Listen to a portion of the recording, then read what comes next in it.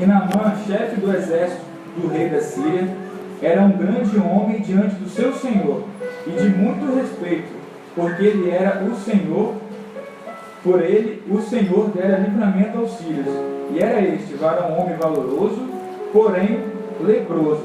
E saíram tropas da Síria e da terra de Israel, e levaram presa uma menina, que ficou ao serviço da mulher de Naamã. E disse essa a sua senhora: tomara que o meu senhor estivesse diante do profeta que está em Samaria, ele o restauraria de sua lepra. No versículo 14, irmãos.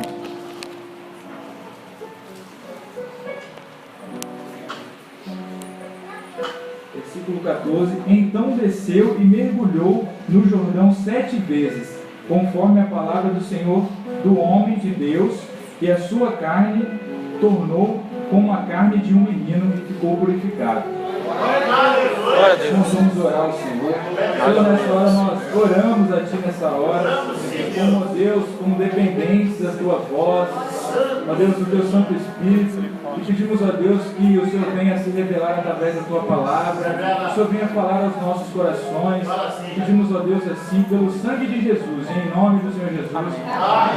Irmãos poderão se sentar. Meus irmãos, essa palavra não é de conhecimento para os irmãos. Naamã, ele era um homem, ele era casado, né, ele tinha ali uma profissão, ele era capitão de um exército. Esse homem ele era uma autoridade, ele era um homem de guerra, e ele era um homem muito respeitado como consequência de tudo isso.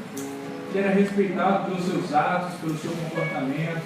Ele era um homem que estudou, que ele chegou até ali, porque não foi à toa, ele buscou aquilo para ele. Então ele era um homem capacitado e ele tinha muito reconhecimento por aquilo que ele já tinha feito.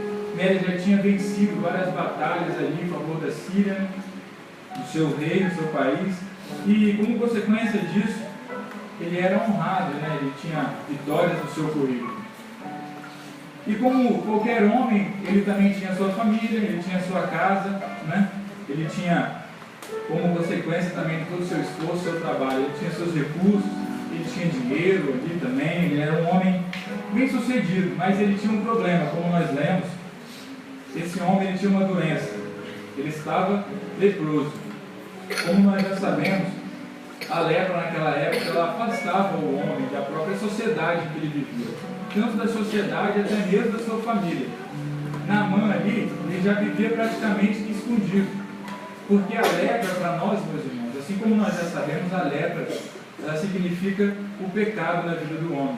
Porque assim como aquela lepra, que era aquela doença que afastava Naamã da sociedade, da esposa dele, quem imagina, um homem que tinha tudo, tinha todo o recurso, ele não podia sentar à mesa para tomar um café com a sua esposa, ele não podia jantar com a sua esposa, ele não podia ficar no mesmo quarto, nem os que o serviam poderiam cuidar dele, porque ninguém podia tocar, ninguém podia encostar.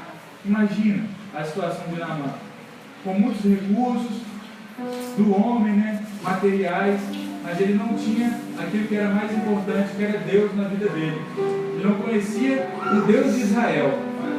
Meus irmãos, em uma de suas viagens ali, ao passar pela Síria, ele levou cativa como serva e levou uma adolescente. A palavra do Senhor fala que ele levou uma menina. Em alguns estudos, a gente consegue visualizar que ela tinha entre 11 e 15 anos.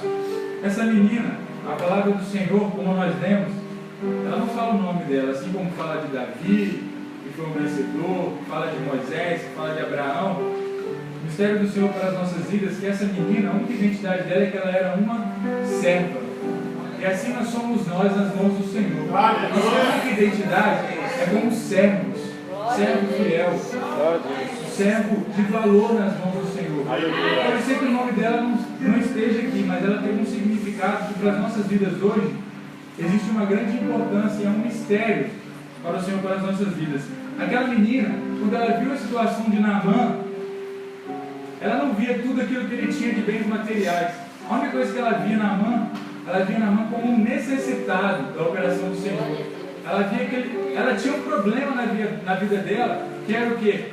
separaram ela da sociedade dela, da cultura dela, do país dela, talvez da sua parentela, dos seus amigos, separaram ela de tudo, menos de uma coisa, do Deus que ela servia. O Deus que ela servia, aonde quer que ela esteve, para onde que ela foi, ela levou aquela experiência que ela alcançou. Ela alcançou uma experiência. Ela não somente ouviu falar de um Deus, ela teve uma experiência com Deus. E com propriedade, ela falou para a esposa de Naamã da seguinte forma: se meu Senhor conhecesse o profeta em Samaria, em Israel, o nome desse profeta é profeta Eliseu.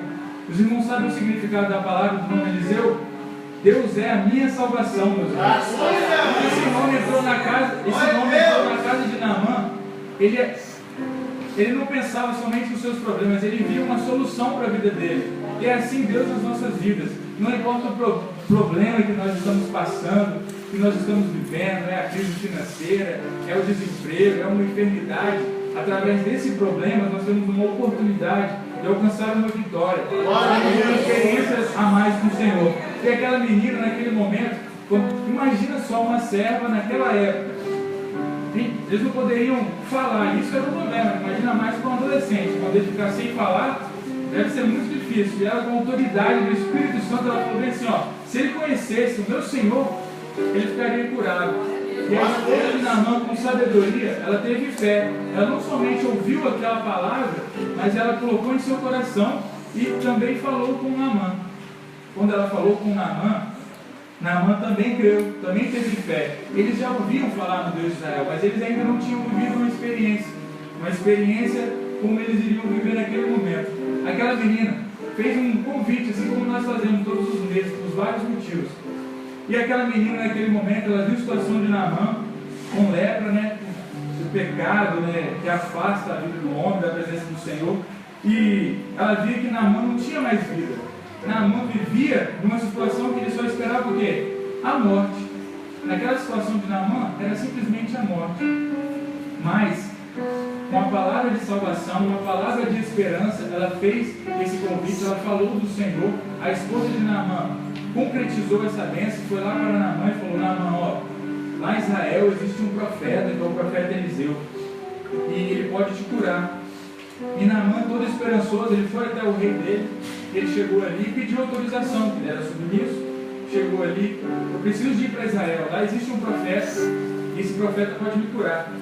Ali o senhor dele, né, o seu rei, ele deu uma carta para ele, que era uma autorização, que representava o reinado, tudo aquilo que ele era, tudo aquilo que ele viveu. Naamã pegou junto com ele todo o recurso que ele tinha, os seus talentos, ouro, prata, roupas, e levou. Quando ele chegou em Israel, meus irmãos, todo esperançoso, querendo uma bênção para a vida dele, o rei ali, ele não aceitou aquela carta, ele ficou indignado, porque Naamã levou todo o recurso do homem. Naamã levou tudo aquilo que ele adquiriu com a vida inteira, tudo aquilo que ele era, toda a superioridade, toda a razão, todo o eu. E aquele rei de forma indignada, ele rasgou suas vestes. Mas Eliseu ficou sabendo disso, que era o profeta, e pediu que um mensageiro fosse até ele e falasse ao rei: rei, deixa que ele venha até a mim, que ele saiba quem é o Deus de Israel. E assim fez Naamã, ele foi até a casa de Eliseu. Só que quando ele chegou lá, mais uma prova na vida daquele visitante, daquele que está chegando pela primeira vez na casa do Senhor. O opositor querendo tirar a bênção dele, o opositor de Naamã era ele mesmo, o eu, o egoísmo, a razão.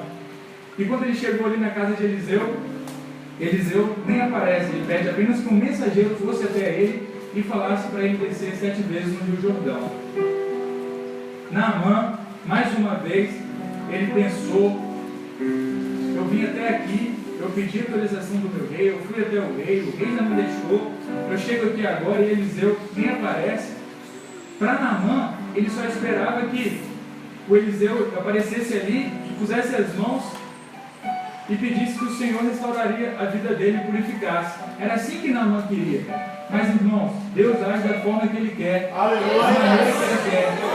Às vezes nós vimos a igreja, a casa do Senhor, querendo ouvir a voz do Senhor no louvor, na palavra, ou no culto de quinta-feira, que é um momento de oração, mas às vezes Deus quer falar com você lá na oração da madrugada. Glória a Deus. Às vezes Deus quer falar com a sua vida no culto ao meio-dia, daquela igreja que tem todo dia, que às vezes você passa todo dia do lado dela. Às vezes Deus quer falar com você naquele momento de intimidade, que você abre a palavra do Senhor na sua casa e busca o Senhor, faz aquele momento devocional com o Senhor, eis-me aqui, eu quero ler, quero conhecer mais. Às vezes Deus quer falar conosco nesses momentos, mas a gente cria um padrão para como Deus quer falar com as nossas vidas, e não é, meus irmãos.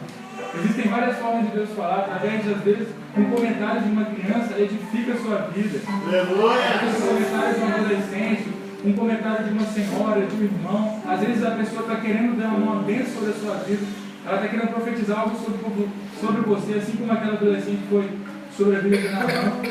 E às vezes a gente não dá ouvidos a essa situação. E Naamã ali, ele criou um impedimento para isso.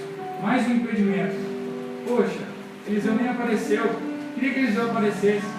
E ele deu meia volta com suas carruagens, seus cavalos. E ele foi a caminho do palácio, indo embora já. Ele não ia para o Rio Jordão. Mas aí, no caminho, tinha o Rio Jordão. E ele parou por ali. Agora imaginamos aqui Naamã, frente para o Rio Jordão, pensando, e aí, eu desço 7 vezes? Meus irmãos, existia uma dúvida ainda na vida de Naamã. Ele não tinha certeza que aquilo ali seria útil para a vida dele, que era Deus falando com a vida dele.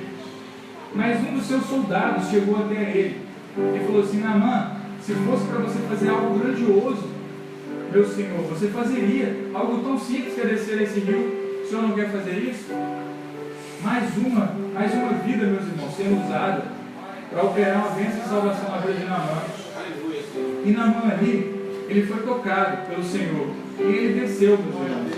Ele desceu a primeira vez, deixou a sua razão, ele deixou a segunda vez, e deixou ali o seu egoísmo, a terceira, a sua superioridade.